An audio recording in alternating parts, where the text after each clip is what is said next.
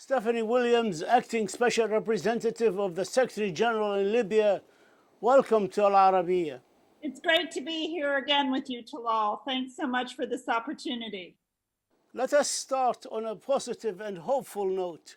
Can you remind all of us of the preliminary positive aspects gained so far by the Libyans since the conclusion of the agreement on the 23rd of October? Absolutely. Look, this substantial achievement, this ceasefire agreement, comprehensive agreement that was reached by the 5+5, the two parties to the Joint Military Commission, is already bearing fruit on the ground. We've seen the resumption of flights now, a regular flight schedule between Tripoli and Benghazi. We're also seeing flights launching from Tripoli to Alexandria and to Khartoum. So this fluidity in the country is already being felt. We are working very hard to launch the flights to Sebha, which we hope to see launch very, very soon. We're working hard on opening up the land routes so that goods and fuel and cash can get to the people in need, particularly in South Libya. We've also seen now the full resumption of oil in all of Libya's oil installations, with the lifting of force majeure just in the last couple of days on the oil field in South Libya. The calm on the ground that we have seen that has been maintained over the last few months, and indeed since the ceasefire was signed, is very, very helpful as we start the political process. And indeed, the number of civilian casualties has decreased. The number of IDPs, internally displaced persons, is also decreasing. And we're seeing a decrease in the constraints on humanitarian access, on UN agencies being able to reach people in need in Libya. I would like also for you to give us your personal impression to what you saw in Geneva from the 5+5 talks. Are they ready to turn a new page in the history of their country? Well, look, what I saw in Geneva was incredibly encouraging. These are Libyan officers on each side of the conflict who were mandated, directly by their leadership to come to Geneva to negotiate and ultimately to sign this agreement. And what I saw was a great willingness, yes, to turn the page, to look forward, and not to look to the past. You and I talked the last time I was on your program about my sense that Libyans are tired of the division, of the fragmentation in their country, that they were increasingly sensing that their country was slipping away from them, and that there was this really desperate need to reassert Libyan sovereignty. And that's what I saw in these talks. I saw these officers ready to reconcile and to start to build the future of their country and to come together. So I think that they have shouldered a great responsibility, and it is now up to the political class to meet this level that the military officers have demonstrated. What can you report to us on the ceasefire and how much it is holding, and are there any concrete plans for the departure of the foreign fighters and mercenaries from the country by January the 23rd, 2021? Right. So the next steps on the implementation of the ceasefire agreement is for us to convene the 5+5, preferably inside Libya as soon as possible. So we are working on setting up that meeting to really to look on, to activate all of these clauses in the ceasefire agreement.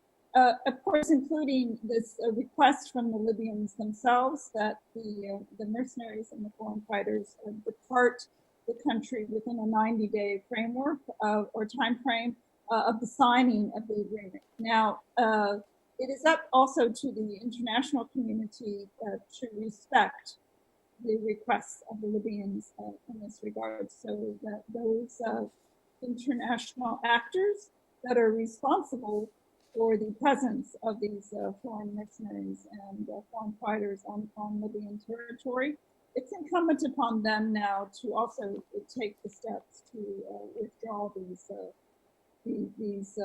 forces and these mercenaries. So I was encouraged by, and we were all encouraged by what we saw in the UN Security Council press statement that was issued late last night. It fully endorsed the conclusions of the 5+5, the Joint Military Commission ceasefire agreement. And now it's up to all of us to get behind the Libyans and help in the implementation of this agreement. Is there a chance of having a monitoring system that's endorsed by the Security Council through a resolution to make it more forceful? I certainly expect that that's what can happen. As I said, what we're going to do now is sit down with the Libyan parties again to hammer out the details of the ceasefire agreement, including the monitoring mechanism. What they have said is that they would like this to come under, it's really a joint monitoring mechanism. It's under the auspices of the United Nations with the Libyan parties. And so the 5+5 remains the critical instrument in all of this. And then it is with the participation of the UN overseeing ceasefire mechanism. So you don't foresee the arrival of international peacekeeping force or monitors to Libya? You would see it only a Libyan affair? It's Libyan with, yes, I mean, I think there's a possibility of international monitors. Again, I don't want to get ahead of the parties themselves on this discussion. We will be meeting with them, hopefully early next week to hammer this out. They have made clear that any international monitoring presence must come under the United Nations. To implement the deal, the two sides will set up a joint military committee to form an operations room, commanding a limited force of regular personnel. Do you have any details to share with us? And will there be an equal number from both sides? I fully expect that's going to be fleshed out in our upcoming meeting. So you have really two structures. You have a joint police operations structure or committee, and you have the limited joint forces. Now the police operations, the joint structure there will be to once the military forces have withdrawn from the agreed upon area. It is the civilian police who will secure that region, that area, and this is again one of the fruits of the Hurghada meeting, the meeting that took place in Hurghada in advance of the 5+5, where we had officers from the two ministries of Interior, the Ministry of Interior in Tripoli and the Ministry of Interior from the interim government, join the military officers and the representative of the National Oil Corporation to begin discussions on what this is going to look like. I'm very encouraged. The ministries of Interior will have representatives attending the next 5+5 talks. How supportive to your efforts do you find the major foreign stakeholders on the ground? Well, what I can say is that so far the contacts have been productive and positive, and I expect that to continue. My pledge to them will be that we will be in contact with them. They are all of the states except for Qatar that you've mentioned are participants in the Berlin process. They are fully briefed on the Libyan tracks. They have been fully briefed on the work of the security sector through the International Security Working Group. So again, we will continue to reach out as the implementation of the ceasefire moves forward. And I hope that all of these countries, and I fully expect that they will respect the Libyan requests, that they will assist and encourage the Libyans themselves in coming together in this implementation phase. On the same day of the ceasefire agreement, on the 23rd of October, the GNA main backer, Turkey, cast doubt on the ceasefire durability. President Recep Tayyip Erdogan told reporters that the pact seemed to lack credibility. Any comment, and can you count on Turkey's cooperation? What I can say is, having spent a lot of time with the general officers to the 5+5, I know that they were mandated by their respective leaderships to negotiate in good faith, and to reach an agreement. It was fully supported by the leaderships on each side.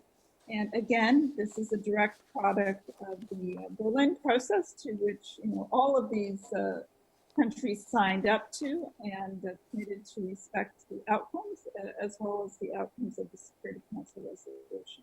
So your short answer is yes, you can count on Turkey's cooperation.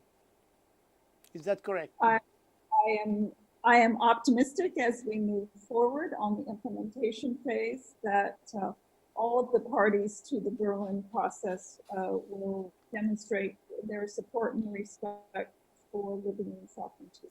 Elections as soon as possible are also the aim, not only of the political dialogue forum, but of all Libyans. But realistically speaking, how soon do you think elections can be held in a free and fair manner? 20,000 foreign fighters are still to leave by the 23rd of January.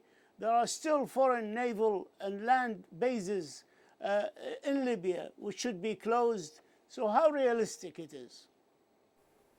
So look, it's up to the Libyan participants to the political dialogue to set the time frame for the elections. There's certainly a lot of work that has to be done on the ground to ensure, that the vote can be conducted, that no one will be disenfranchised, that the security conditions are adequate for the vote. There's also work that has to be done to ensure the constitutional basis, as well as the electoral framework. But what's clear is that, and I understand the skepticism of some, the doubts of some about the prospect of yet another or sort of preparatory or transitional phase where you have an executive that is a unified executive that is put into place.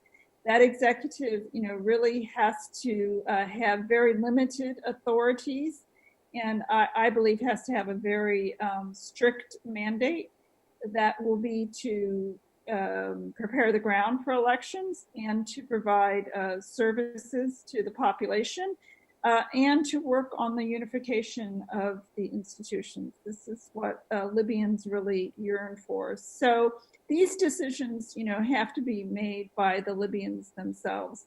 But in all of our consultations, it's very clear that elections need to be firmly on the calendar. But do you agree with many who said it can't be held until all foreign fighters and naval and land bases has to be closed?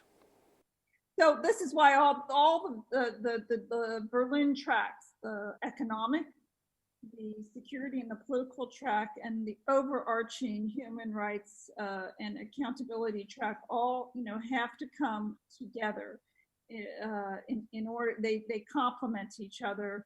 And yes, the security situation needs to be assured in order for the hard political work to proceed. And that's why we are going to work very quickly to implement the clauses of the ceasefire agreement, including the departure of all of these forces.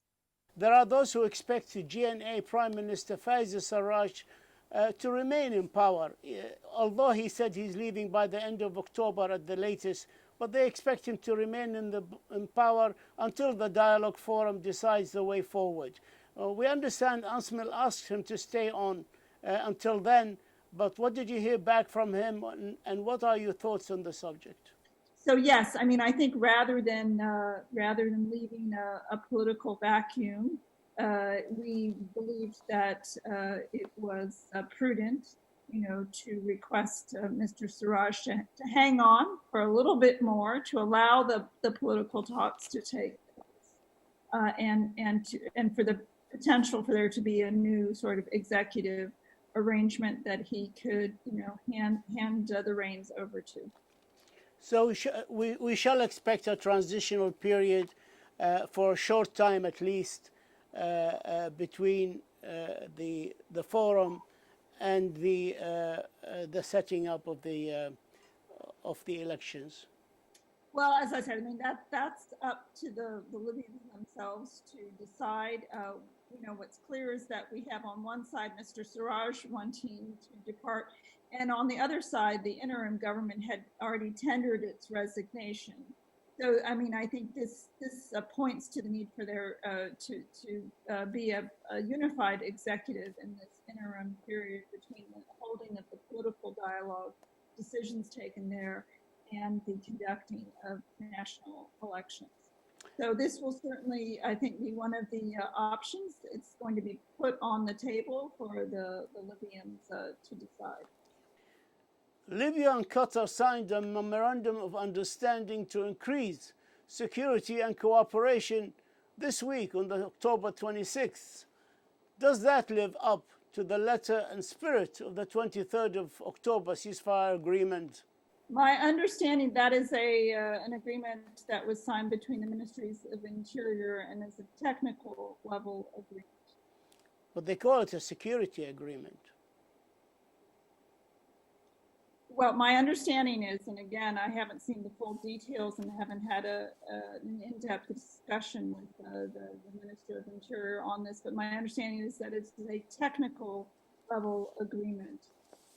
The Libya GNA Defense Minister Salah ad-Din al-Namroush said in a statement last Sunday that the joint military cooperation with the Turkish side and the training programs are continuing, confirming that the 5+5 military commission agreement does not affect the military cooperation with Turkey.